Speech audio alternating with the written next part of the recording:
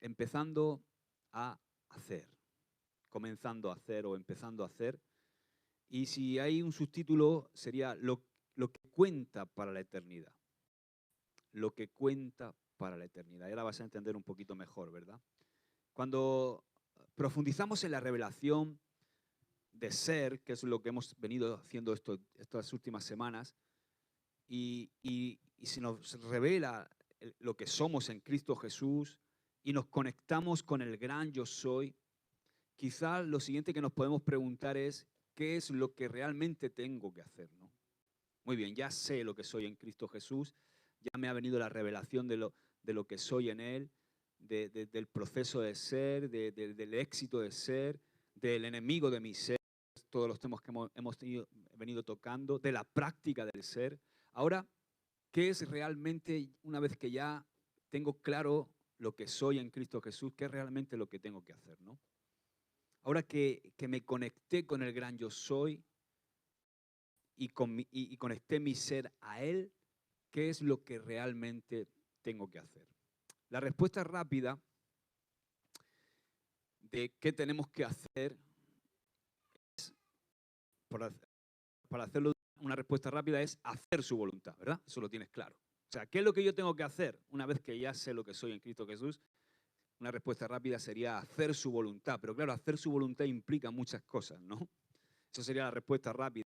En la práctica no se trata de saber muchos versículos de memoria ni de haber leído la Biblia muchas veces, ni siquiera se trata de venir a todas las reuniones, sino, eso está bien, por supuesto, pero de lo que realmente se trata es de tener la capacidad de conocer su corazón, conocer el corazón de Dios, conocer realmente su deseo, amar y conocer su carácter y, por supuesto, responder con nuestra vida a la altura de lo que Él desea. Ese sería, llevándolo a la práctica, lo que significa hacer, ¿no? Es un momento quizá, y es algo que reflexionaba esta mañana, ahora que estamos empezando en la parte de esta enseñanza del hacer, de quizá evaluar y analizar con sinceridad si todo lo que hacemos contiene trascendencia eterna. O si por el contrario estamos haciendo las cosas porque nos la han enseñado así, o porque hemos aprendido así, pero estamos haciéndolas quizá por una inercia, o porque es la demanda que sientes de la gente que te rodea, o porque es incluso la demanda de las circunstancias, ¿no? ¿Cuánta gente, por ejemplo, hay en el mundo que está trabajando porque las circunstancias demandan, pero están trabajando en algo que realmente no aman, que les hace infelices incluso? Pero es la demanda que les rodea, las circunstancias que les rodean, lo que les demanda, ¿verdad?, estar haciendo eso. O quizás estamos haciendo algo simplemente por sentirnos bien y ni siquiera sabemos bien el por qué lo estamos haciendo. La pregunta es, ¿estoy trabajando en lo que Dios quiere? ¿Estoy invirtiendo mi tiempo en aquello en lo que el reino de Dios necesita? Y otra pregunta muy importante que yo me hacía esta mañana, ¿soy libre para hacer la voluntad de Dios? ¿Sabes que me he encontrado con muchos cristianos que aman al Señor apasionadamente? Que tienen un anhelo de servir al Señor con sus vidas, pero que son esclavos de sus circunstancias y que no son libres para poder hacer la voluntad de Dios para sus vidas. Así que, José, por ejemplo, tú que eres joven, que tienes la oportunidad de elegir, elige bien. No te hagas esclavo de este sistema. Elige algo en lo que tú te puedas sentir que estás cumpliendo el propósito por el cual Dios te creó. Lo digo a los jóvenes y también a los mayores, a todos. Tenemos que hacernos estas preguntas. Y no me refiero a trabajar en algo ministerial. Va mucho más allá de si trabajamos en algo ministerial, porque yo estoy trabajando en el ministerio y tú tienes tu trabajo, pero también estás sirviendo en el ministerio. No estoy hablando de implicarnos y de trabajar en algo ministerial. Va mucho más allá de si tú y yo estamos trabajando en algo ministerial o en algo secular. Se trata de que si lo que estamos haciendo está dentro de su voluntad. Si lo que estamos haciendo está dentro de su voluntad y está en obediencia a Cristo. Amén. Lo temporal versus lo eterno. Lo temporal contra, ¿no? Lo eterno. Dice 2 Corintios 4, 16, del 16 al 18, dice, por tanto, no desfallecemos, antes bien, aunque nuestro hombre exterior va decayendo, sin embargo nuestro hombre interior se renueva de día en día, pues esta aflicción leve y pasajera nos produce un eterno peso de gloria que sobrepasa toda comparación, al no poner nuestra vista en las cosas que se ven, sino en las que no se ven. Porque las cosas que se ven son temporales, pero las cosas que no se ven son eternas. O sea, lo que estamos haciendo, a lo que yo me estoy dedicando, lo que yo estoy haciendo hoy día, ¿tiene un efecto en la eternidad o solo una ganancia temporal? Esa es una pregunta que tenemos que hacernos. En lo que yo estoy involucrado la mayor parte de mi tiempo, de mis días, de mis semanas, en la mayor parte, o sea, lo que yo estoy haciendo casi el 80% de mi vida, ¿tiene un efecto en la eternidad o solamente tiene una ganancia temporal? Y tenemos que poner en una balanza todas nuestras actividades presentes y ser muy sinceros. Yo lo tuve que hacer hace muchos años, hace unos años. Tuve que hacerlo porque vivimos en una sociedad donde sin darte cuenta, oye, como dice Pablo, ¿no? Timoteo, el buen soldado no se enreda, ¿no? Estamos en una sociedad que tiene una telaraña que cuando te vienes a dar cuenta está más liada que la pata de un romano. Liadísimo. Y pierdes el norte. A mí me pasó hace unos años. Incluso amando al Señor y estando en la iglesia ya sirviendo. No éramos pastores aún, pero estábamos en liderazgo. Y me di cuenta que el afán de este mundo, muchas cosas estaban liándome hasta que empecé a reflexionar en todo esto. Y tenemos que poner en una balanza todas nuestras actividades presentes y ser sinceros. ¿Lo que estoy haciendo tiene un efecto en la eternidad o solo una ganancia temporal? ¿Solamente está enfocado en mí, en mi necesidad, o lo que yo hago está enfocado en llevar gloria al reino de Dios, en llevar gloria a Dios, en tocar vidas con el Evangelio? David, que es nombrado el hombre conforme al corazón de Dios, no solamente marcó la historia de Israel, sino que marcó la historia de sus generaciones. No solamente marcó la historia en la generación en la que él vivió, sino que marcó la historia de generaciones posteriores e incluso ha marcado la historia de miles de cristianos. ¿O no? ¿No te ha marcado a ti la historia de David? Él entró en la memoria de Dios. ¿Cuántos quieren entrar en la memoria de Dios? Dice Apocalipsis 5:5, dice que Jesús es la raíz de David. ¡Wow! Qué tremendo privilegio ese, ¿verdad? Ahora, ¿cómo puede un hombre o una mujer de carne y hueso como nosotros, tanto el corazón de Dios y a la vez marcar la eternidad? ¿Qué estamos haciendo o qué estoy haciendo yo que vaya a ser recordado en la eternidad? ¿Qué estamos haciendo que pueda ser recordado en la eternidad? Sabes que hay muchas cosas que hacemos todos los días, pero que no van a trascender de esta vida natural y que son importantes y necesarias, pero ¿qué hacemos que va a trascender a la eternidad? Solamente que Dios te haya usado para tocar el corazón de una persona, eso no se puede medir. Eso tiene un valor eterno. Solamente que tú dediques tiempo a tus hijos, que dediques tiempo quizá a estar con una persona que está sufriendo, que dediques tiempo a ayudar a alguien. Eso es algo que toca lo eterno. Amén. Me encanta algo que dice el Salmo 20, verso 3. Dice, haga memoria de todas tus ofrendas y acepte tu holocausto. Es David escribiendo, dice, haga memoria de todas tus ofrendas y acepte tu holocausto. Y termina este versículo diciendo, Selah. O sea, uno de los secretos es que nuestra vida sea una ofrenda, como hemos leído, hay un holocausto para Dios. Y he resaltado la palabra Selah para que hagamos una pausa, un momentito aquí en medio de la prédica para meditar. Y si no, sigue meditando en casa, porque esta palabra es para meditarla en casa. Que sigamos meditando en casa qué estamos haciendo. Y nos preguntemos esa pregunta, oye, ¿estoy tocando con lo que hago la eternidad? ¿O simplemente estoy viviendo para lo de aquí, lo terrenal? Y así nos podamos preparar para lo que viene, para lo que Dios quiere hacer con nuestra vida. Y estoy hablando de trabajo, o sea trabajo, empleo, sea vocación, sea profesión, sea llamado, ministerio, o como lo quieras llamar, sea lo que sea que hagamos, debe ser con la intención de darle a Dios lo que Él anhela recibir de nosotros. Que Él tome nuestro esfuerzo, nuestro trabajo, como una ofrenda. Que Él tome todo lo que hacemos en esta tierra como ese holocausto, como esa ofrenda aceptable, que entre en su memoria y que sea recordada por la eternidad. Amén.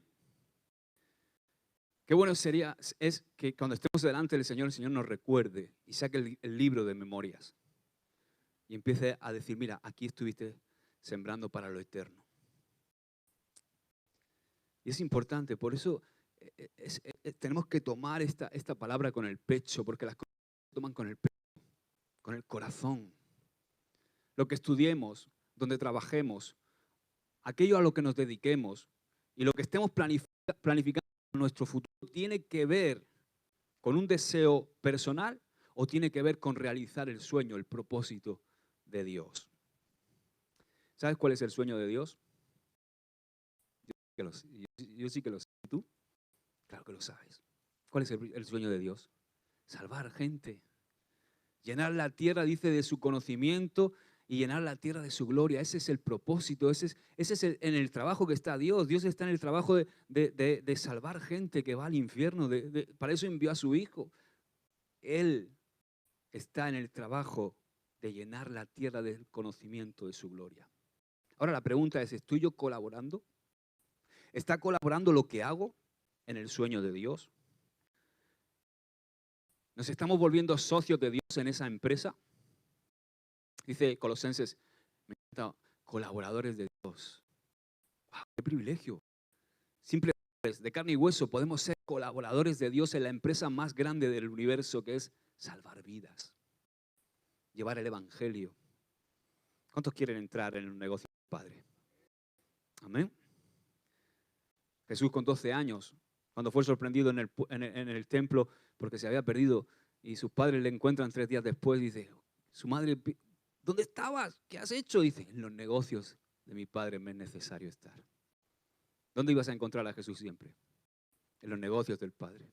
Así que necesitamos entrar en los negocios del Padre y que todo lo que emprendamos pueda unir nuestra vocación, familia y ministerio con el fin de agradar a Dios.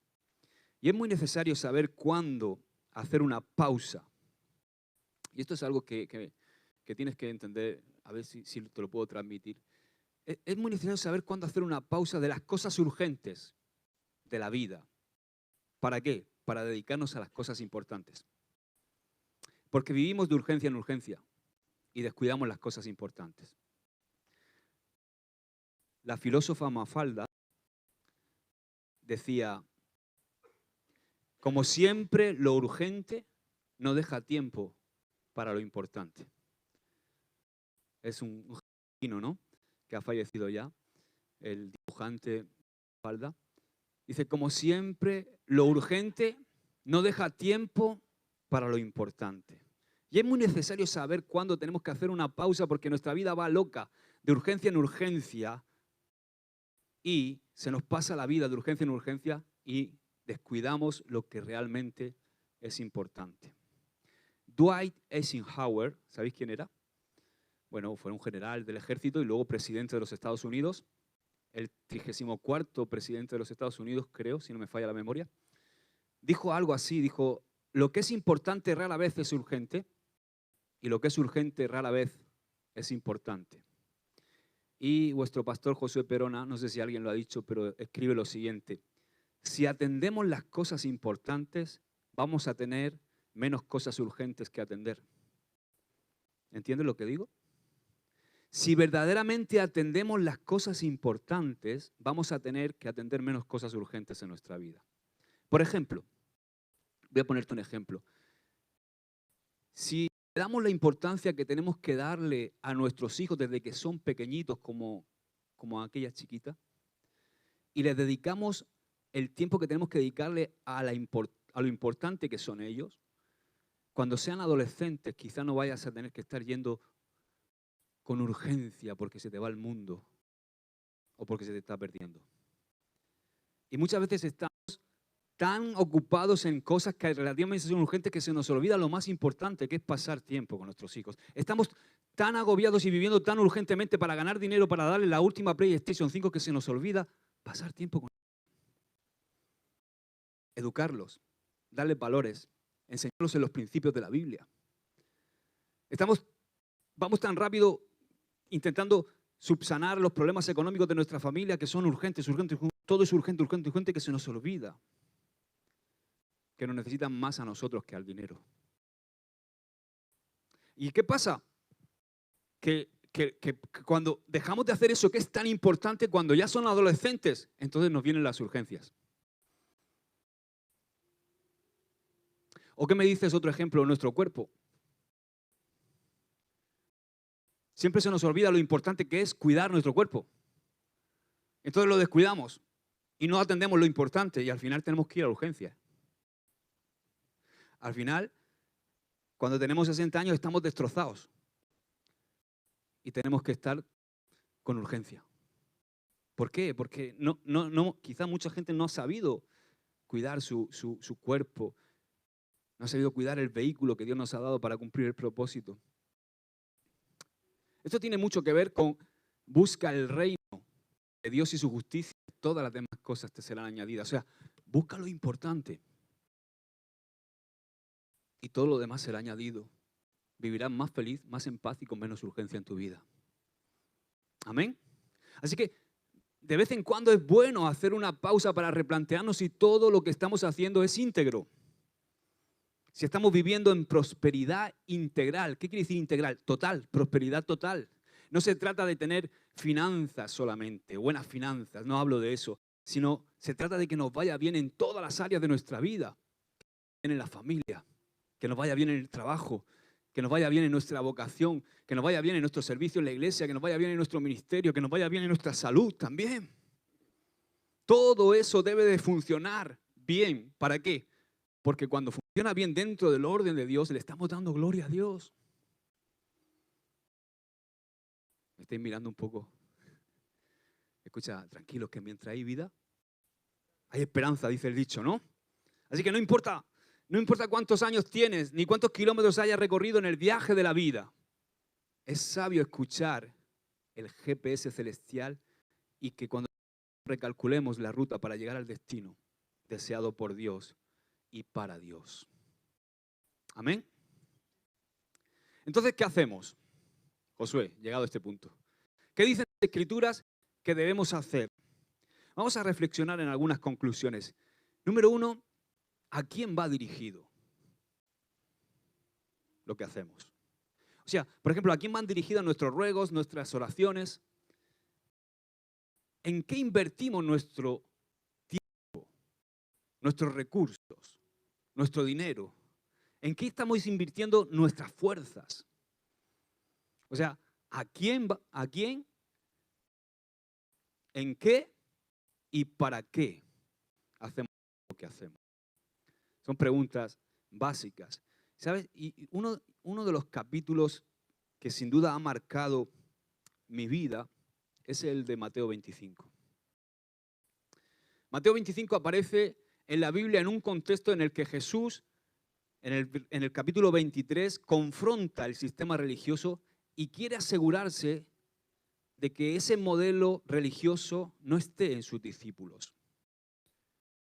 Después habla de las señales del fin en el capítulo 24 y finalmente en Mateo 25 habla de la postura que la iglesia debe tener en los últimos días y lo que debe hacer la iglesia en esta tierra para preparar la segunda venida de Jesús. ¿Sabías que nosotros estamos preparando la segunda venida del Señor? Y cuenta el capítulo 25 de Mateo cuenta 3 historias que vamos a estudiar estas semanas. La primera es la parábola de las 10 vírgenes, la segunda es la parábola de los talentos y la última historia que vamos a estudiar es el juicio de las naciones. Y quiero dar 3 consejos antes de seguir. Vamos a ver hoy un poquito la primera parábola de las 10 vírgenes. Pero antes de seguir vamos a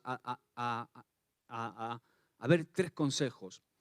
Número 1, es importante que tomemos tiempo para disfrutar de la eternidad de Dios. Mira lo que dice Eclesiastés 3:11. Todo lo hizo hermoso en su tiempo y ha puesto eternidad en el corazón de ellos. Di conmigo, yo tengo eternidad en mi corazón. ¿Qué quiero decir con esto? Que no puede ser que vivamos una vida en la que no tengamos ni un segundo para dedicarle a la eternidad. A ese hueco que tenemos en nuestra vida, que es el más importante, el que nace vacío porque nacemos desconectados espiritualmente de Dios. Pero cuando nacemos de nuevo nos volvemos a conectar a Dios y ese hueco se vuelve a llenar. Pero tenemos que dedicarle tiempo a eso. Di conmigo, tiempo. Si no le dedicamos tiempo a la eternidad, a lo eterno, a lo espiritual en nuestra vida, estamos fritos. Todo, dice, lo hizo hermoso en su tiempo y ha puesto eternidad en el corazón de ellos sin que alcance el hombre a entender la obra que ha hecho Dios desde el principio hasta el fin. Imagínate, ¿no? Ni siquiera conectándonos entendemos. Imagínate si no estamos conectados, ¿verdad? Ahora, segundo consejo, escribe todas las actividades que haces. Cuando llegues a casa, escribe todo lo que haces. Esto lo hago yo periódicamente, porque muchas veces tengo chupadores de tiempo. Tengo cosas que están, que yo me hago la reflexión y digo, ¿por qué pierdo el tiempo en estas cosas? Me están robando tiempo y no edifican. No me sirven. Ni siquiera me sirven algunas de ellas ni para esta vida. Imagínate ya para lo eterno. Así que escribe las actividades que haces. Enumera qué deberías dejar de hacer y a qué deberías dedicarle más tiempo. A lo mejor si te pones a hacer este balance te das cuenta de que, por ejemplo, un joven pasa 5 horas al día en redes sociales. Y no te digo que te quites las redes sociales, pero escucha, ¿por qué no le dedicas 2 horas y las otras 3 horas las inviertes en algo eterno? O un hombre que está jubilado y que juega 4 horas por las tardes a la petanca. Ahí los veo en el paseo marítimo, ¿no? Y está, o al vóley, que también les da por jugar al vóley y se pasan 4 horas. Digo, oye, pues juega 2 y a lo mejor las otras 2 las puedes dedicar a otra cosa, ¿no? Puedes dedicarla a tocar algo eterno, a venirte a echar una mano para repartirle alimentos, o hacer alguna obra, o alguna ayuda. O quizá puedes meterte en tu habitación a buscar a Dios e interceder por este pueblo, porque se convierta la gente, porque la iglesia avance, porque crezcamos, ¿verdad? Crezcamos, quiero decir, cada uno individualmente, porque si crecemos individualmente, la iglesia va a crecer también. Amén. Así que escribir todas esas actividades que hacemos y cuando tengamos todo lo que hacemos, comprobar cuáles son esos vampiros que yo digo, que te succionan incluso la salud a veces, te succionan el tiempo, las fuerzas. A veces no tenemos fuerzas para orar porque hemos gastado nuestras fuerzas en un montón de tonterías que te debilitan y te dejan sin fuerza. Así que enumerar qué debemos dejar de hacer y a qué deberías dedicarle más tiempo. Y luego, tercero, alinea tus creencias con tus actividades. No puede ser que creas en Cristo Jesús y que hagas determinadas cosas. O sea, lo que haces tiene que estar alineado con lo que crees. No puedes estar creyendo en el Señor y viendo pornografía o perdiendo el tiempo en ver películas de terror que no edifican tu alma o trabajar en una discoteca, ¿no? Sirviendo copas. Y entonces son actividades que no concuerdan con tu fe. ¿Me entiendes, verdad? Tenemos que alinear nuestras creencias a nuestras actividades. John Piper, un predicador muy famoso que está vivo y todos conocemos, Me gusta una frase que dijo, dice, uno de los grandes usos de las redes sociales será demostrar en el último día que la falta de oración no fue por falta de tiempo.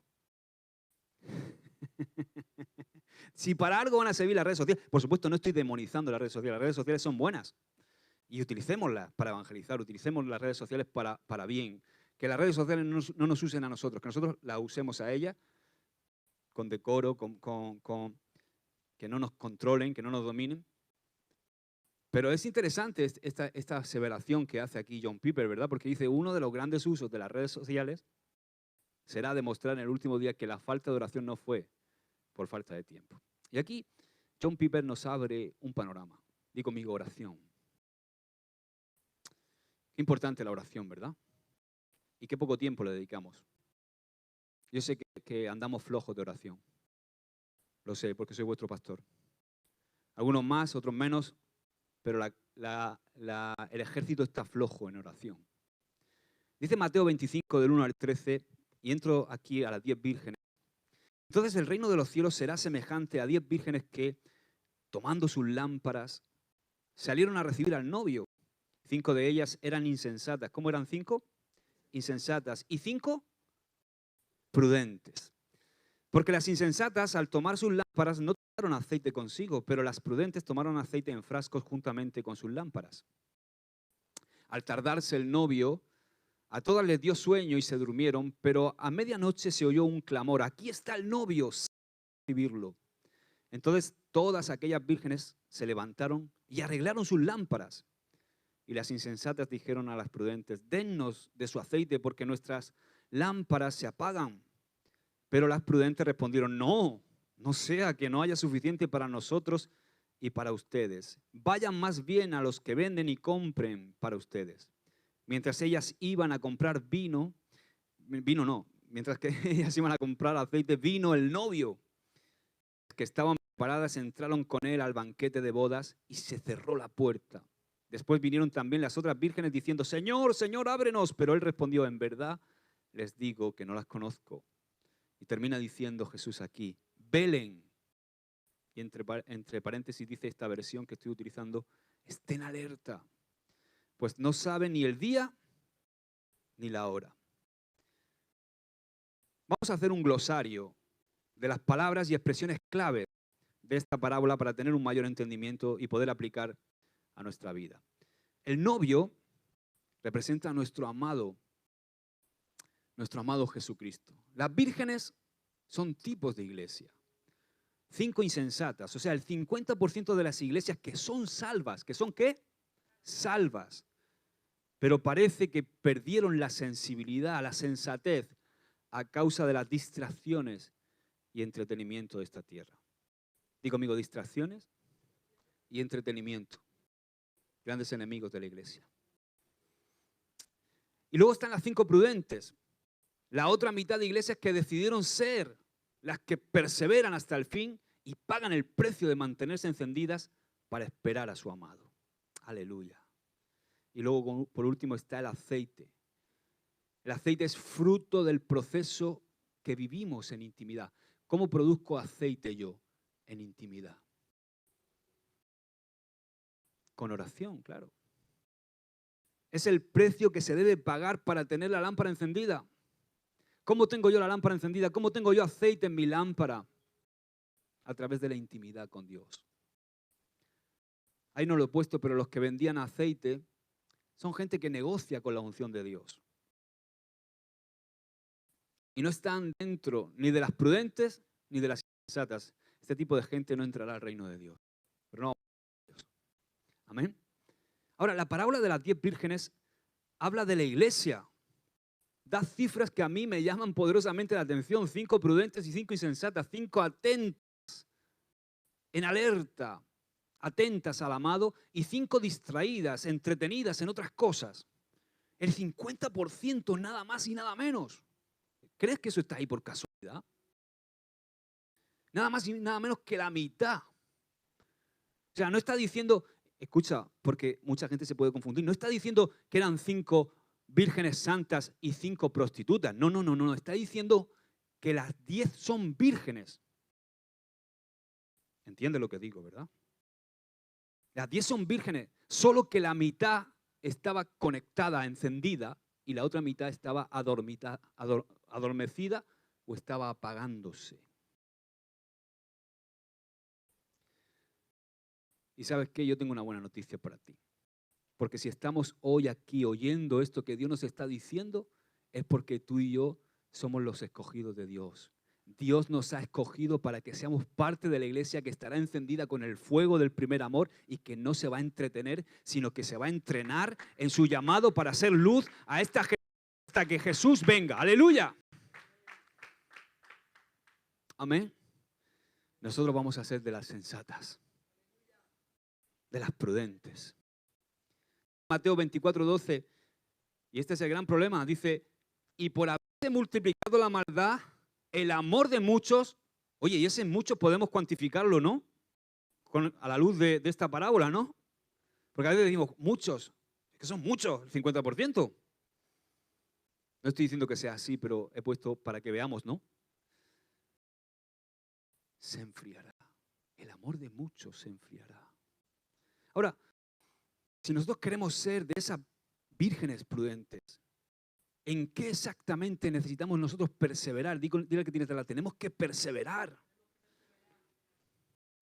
Mira, número 1, en el carácter aprobado. En la parábola menciona que las atentas, las que eran entendidas, tenían aceite para sus lámparas. Y sabes, en ese contexto y en aquel tiempo, la luz era a base de aceite. No sé si habéis visto esas lámparas, ¿no? que tenían aceite y una mechita. Y el combustible para que esa mecha no se apagara era el aceite.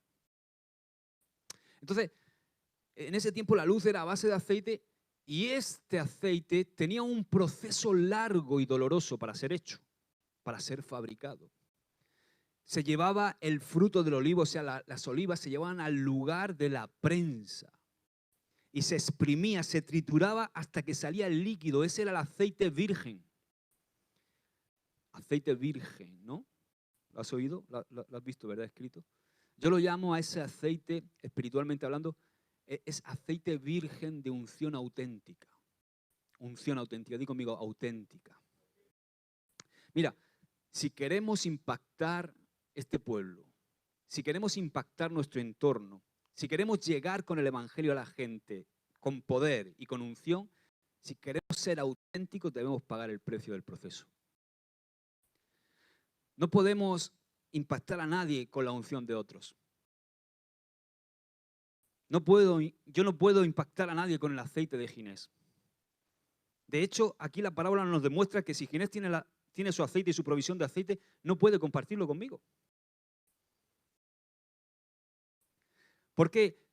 Porque hay un momento que las 5 insensatas le dicen a las 5 prudentes, oye, comparte. No.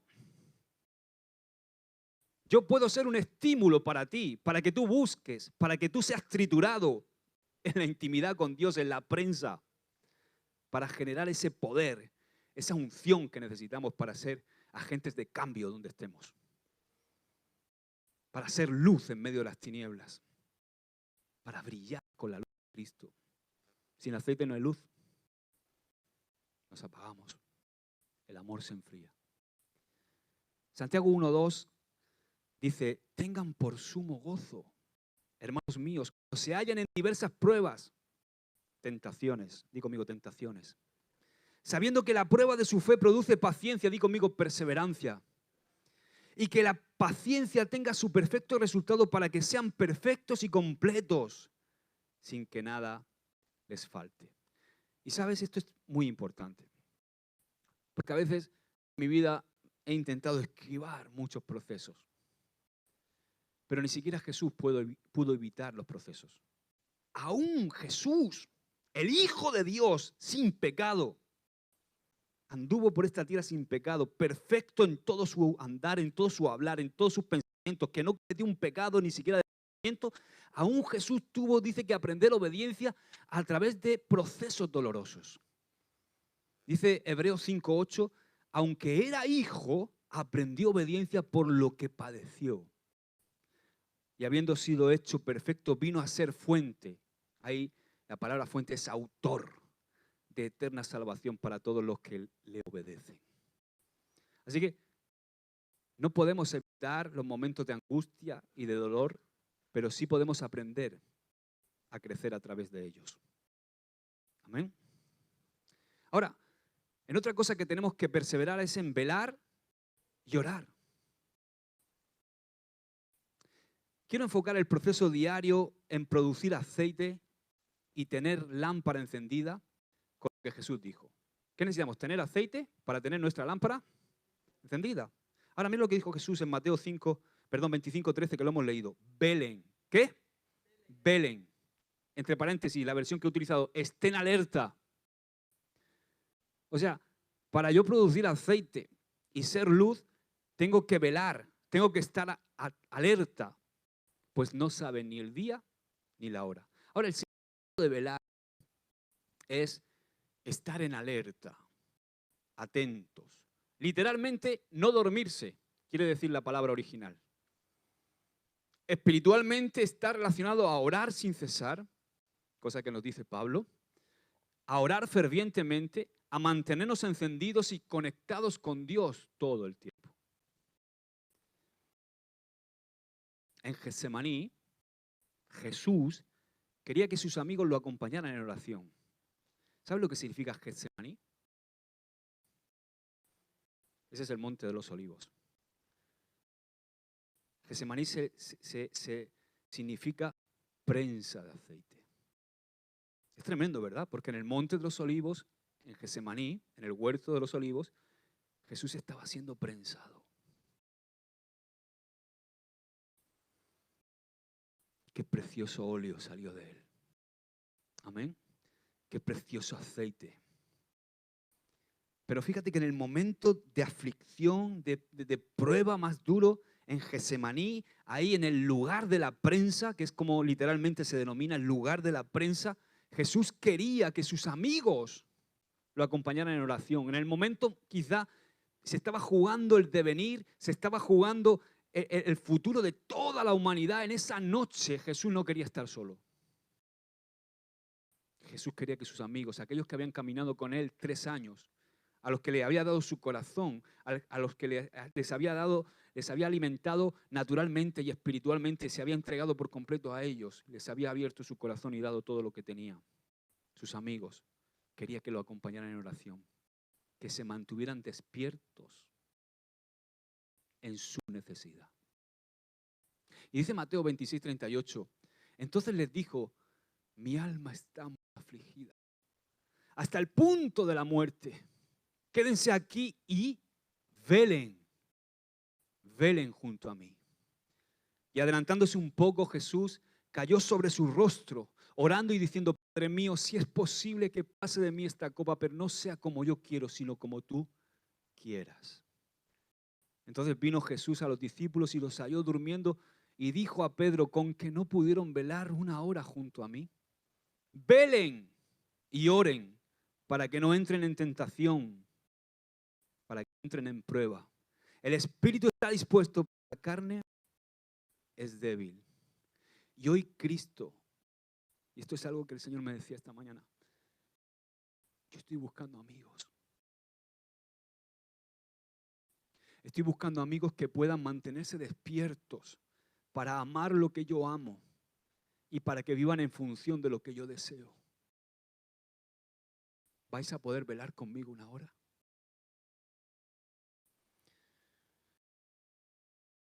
Yo quiero, Señor. La oración es el elemento del que más necesitamos revelación. Del que más necesitamos revelación en el fin de los tiempos, en estos tiempos que estamos viviendo, para no dormirnos, para no distraernos, sino hacer lo que el Padre espera que hagamos. Porque sin oración vamos a ser distraídos. Sin esa conexión con el corazón de Jesús, nos vamos a dormir. Ahora, tercera cosa en la que tenemos que perseverar. Tenemos que crear una cultura de oración. Podríamos poner muchas definiciones para la oración y creo que ya seguro que debes saber muchas ¿Y cuántas veces hemos subido un post a Twitter, a Instagram, a Facebook con una frase bonita sobre la oración? ¿A que sí? Todos sabemos muchas definiciones de oración, pero quiero enfocarme en un pensamiento, con tu permiso. Escucha, la oración es interactuar con Cristo. ¿Qué es interactuar? Compartir, hablar, comunicarme. O sea, la oración es interactuar con Cristo. O sea, es tomar lo que está pasando en el ámbito del cielo para, de alguna manera, o sea, tomar lo que está pasando en el ámbito del cielo para transformar la realidad de la tierra. Yo necesito orar para entender el corazón de Dios, para entender lo que Él quiere allá en el cielo, que se haga como su voluntad en la tierra. Ese es uno de los propósitos de la oración. Cuando digo interactuar con Cristo, es lo que dice la Escritura, que Él vive para interceder por nosotros. ¿Tú sabías eso?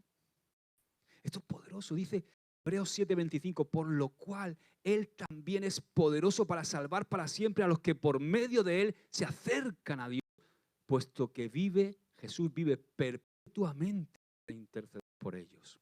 O sea, Jesús está intercediendo por ti. Ya no hace falta que vengas a que ore el pastor Josué por ti. ¿Has visto esos que van buscando nada más que le oren? Órame, pastor, órame. Jesús está intercediendo por ti, te está esperando. Te está esperando en Getsemaní. Y te está diciendo, ¿vas a poder velar una hora conmigo? Te necesito, eres mi amigo. Quiero ser tu amigo. ¿Tú quieres ser mi amigo? Quiero entrar en esa intimidad contigo. La oración no es para convencer a Dios de nuestras ideas egoístas, sino para que Él nos dé sus ideas celestiales para poder aplicarlas en la tierra. ¿Cuántas veces yo he estado orando desde un punto de vista egoísta? He estado orándole al Señor y ¿sabes que hay oraciones que no pasan del techo? Una vez le escuché, ¿cómo se llama este que escribe tan bien de la oración? Dice, en una persona promedio cristiana, el 5% solamente de sus oraciones llegan al cielo. El otro 95% no. No sé si estará acertado o no, no tiene que ir muy lejos. Porque muchas veces nuestras oraciones son egoístas.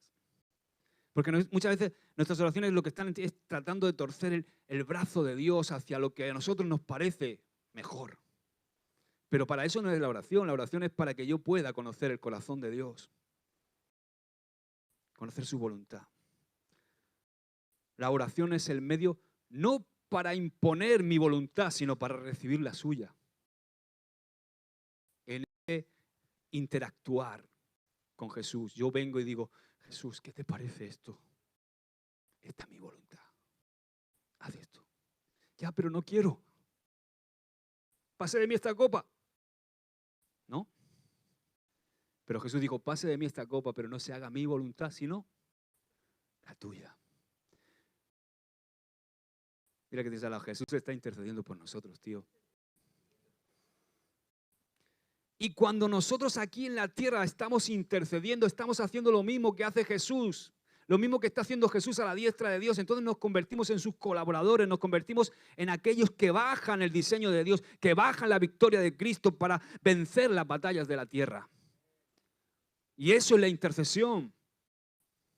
Ahora quiero dar algunos tips, algunos consejos. Primero, a orar se aprende orando. Mira, tú no te puedes imaginar la de gente que hay comprando libros, comprando cosas para intentar aprender, o sea, para ver cómo se ora. Orar se aprende orando. ¿Cómo aprendiste a montar en bicicleta? Montándote en la bici, cayéndote un montón de veces, ¿verdad? Y tu padre te llevaba hasta que un día te soltó y dijiste, voy solo, y entonces te caíste. ¿No? Pero te volviste a levantar. Ahora, tú no has aprendido a montar en bicicleta por tutoriales de internet, ¿verdad? Tú puedes tener toda la teoría. Y veo mucha gente que tiene mucha teoría, muchos eslogans, muchas frases de oración, mucha teoría, pero poca práctica. Y se nos llena la boca de hablar de oración y mira qué tweet. ¡Pah! Y la frase, bien queda esto, ¿verdad? La oración no es el medio para doblar el brazo de Dios, sino para aceptar su voluntad. Tuitealo. Y tenemos mucha teoría. Es como el que está viendo un tutorial en YouTube para ver cómo se monta la bicicleta. Está viéndolo. ¡Guau, guau, guau! Ah, sí, claro. Mira, ¡oh, qué bien! Pero nunca lo hace. Y tenemos que caernos, tenemos que equivocarnos orando, tenemos que hacer muchas cosas. A orar se aprende orando. ¿Qué le dijeron los discípulos a Jesús cuando vieron el poder que había en Jesús, la unción que había en Jesús? Fíjate, no eran muy listos, pero supieron interpretar que la fuente de poder, ese aceite puro, esa unción que había en Jesús, ese poder del Espíritu Santo, ellos se dieron cuenta que el secreto estaba en la oración. En esa conexión, en esa intimidad que Jesús tenía con el Padre. Por eso le dijeron, oye, enséñanos a orar. Y Jesús les dio una enseñanza de lo que Él le decía a su Padre en la intimidad. Mira, esto es lo que yo le digo a mi Padre en la intimidad. Y le enseñó el qué. El Padre Nuestro. Le enseñó la oración modelo, que es la que deberíamos hacer todos los días. No igual, entiéndeme, es un modelo. No hay que ser como los católicos, rezar sin hueco. O sea, es la composición, la estructura de lo que deben ser nuestras oraciones, con nuestras palabras, con nuestros gritos, con nuestra forma de expresarnos, pero no tiene por qué ser así. Pero fíjate que me gusta la estructura, porque empieza como Padre Nuestro. ¿Te parece íntimo eso? Qué tremendo, ¿verdad? Que Dios nos dé el beneplácito a través de Jesucristo de que Él fue el primero de muchos hijos y que nosotros podamos decirle a Dios, Padre Nuestro. Intimar con un Dios que se da a conocer como un Padre, pero no un Padre ausente como muchos padres que hay, sino como un Padre presente, 24 horas al día para ti. Un Padre que es proveedor, que es protector, que es sanador y que siempre está dispuesto a guiarte.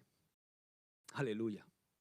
Y dice nuestro, porque Él nos ama y nos ama exactamente como ama a Jesús. Lo tienes ahí en Juan 17. O sea, tenemos el mismo acceso por la sangre del Cordero, por la sangre de Jesús. Jesucristo se volvió el primero, como he dicho, de muchos hijos. Y tú y yo podemos disfrutar de ese nivel de intimidad, de cercanía que Jesús tenía. Y sabes que cuando tienes ese nivel de intimidad y de cercanía, tienes un nivel extraordinario de autoridad en la tierra.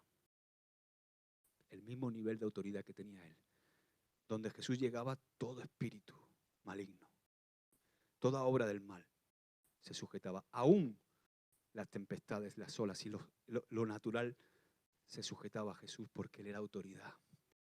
Y esa autoridad nos la da la intimidad con Dios. Y seguía diciendo,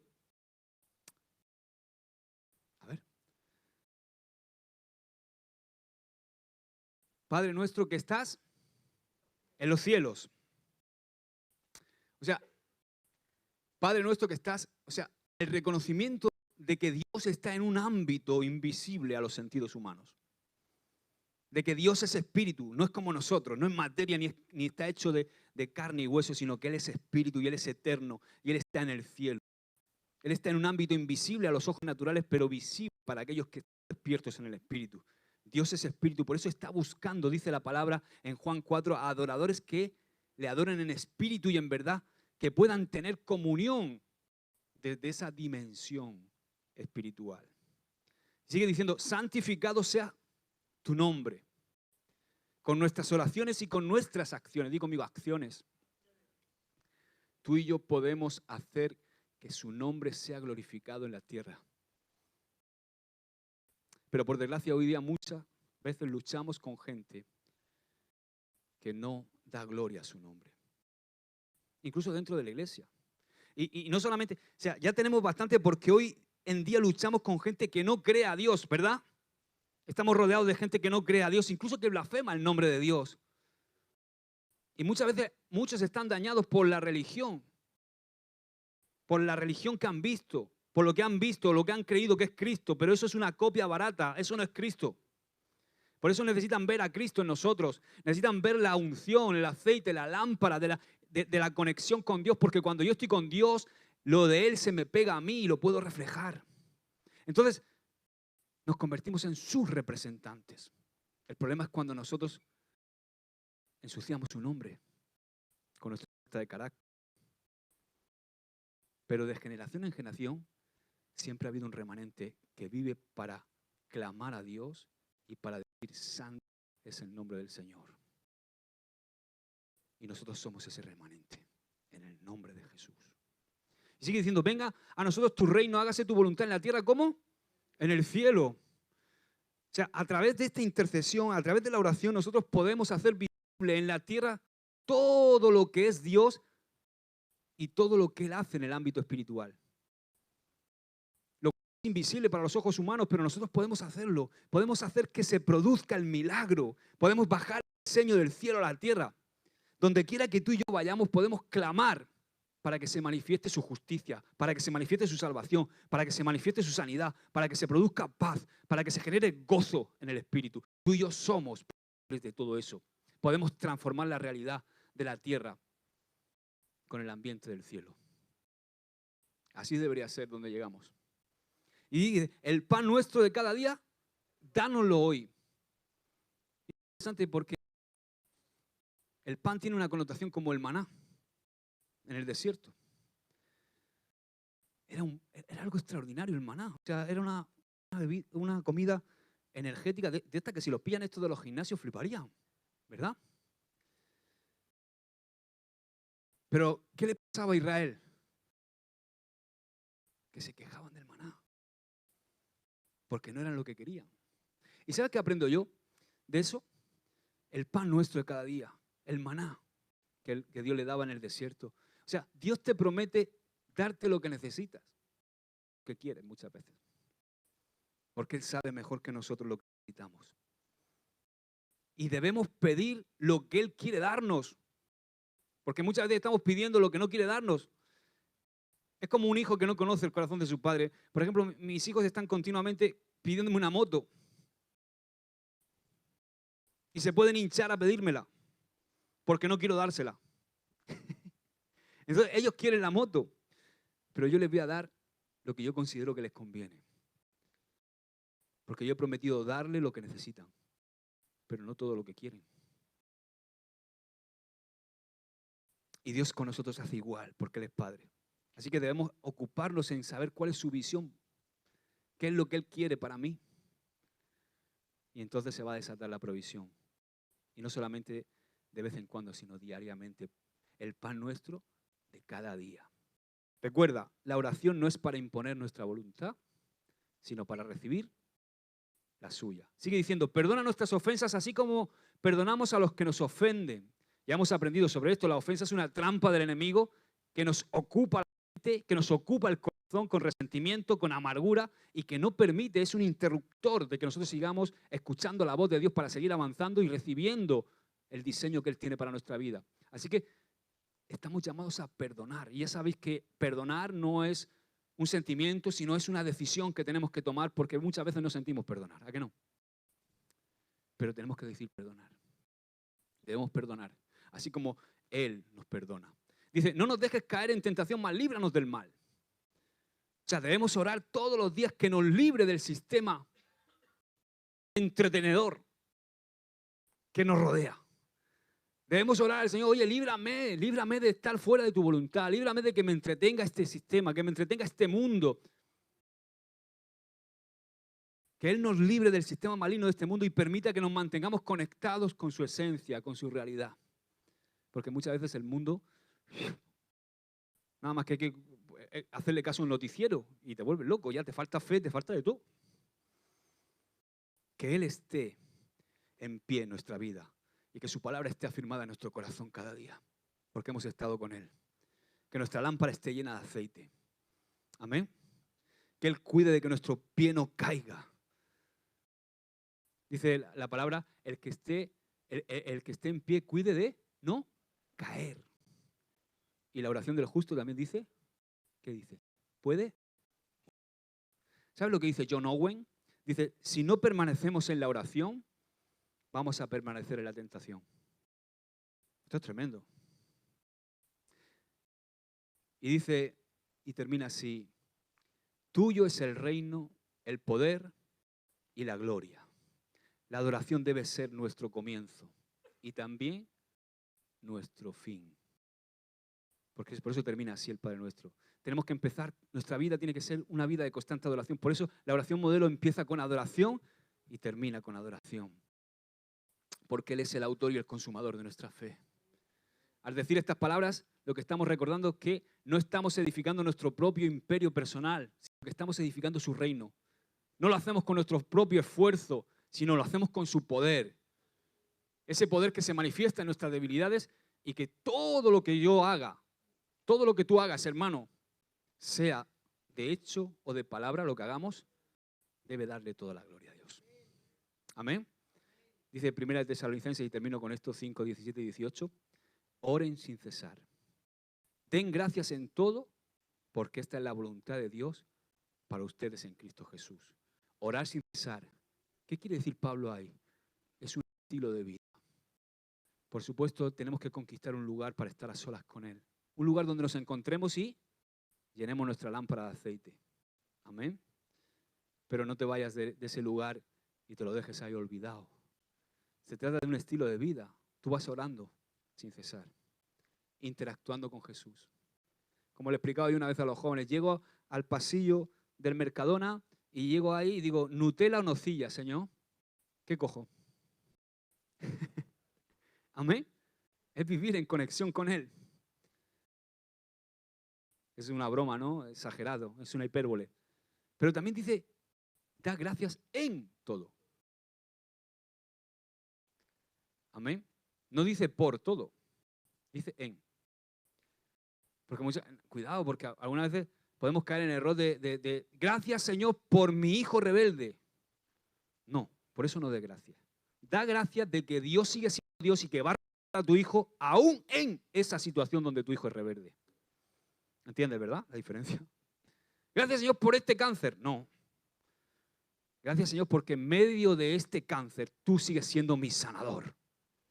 Amén.